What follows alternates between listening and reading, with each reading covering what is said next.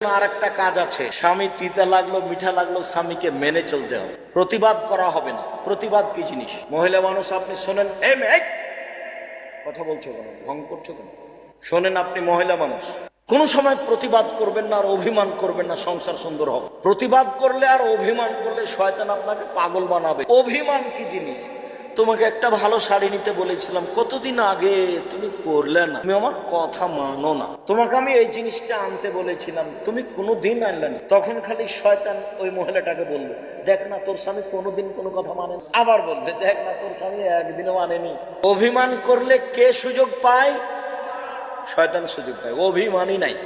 আমি সাধারণ ঘরের মেয়ে, আপনার বাসায় এসেছি, যেভাবে রাখবেন সেভাবেই থাকবো। কাপড় মোটা হলেও কোনো আপত্তি নাই, চিকন হলেও কোনো আপত্তি নেই। পান্তা ভাত হোক আর গরম ভাত হোক, আমার পক্ষ থেকে কোনো প্রকার আপত্তি অভিমান নেই।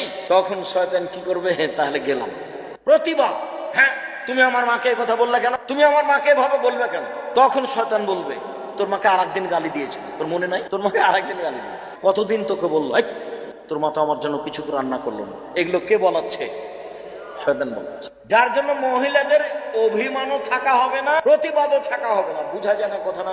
অভিমানও থাকা হবে না, প্রতিবাদও থাকা হবে না, তাহলে সংসার সুন্দর হবে।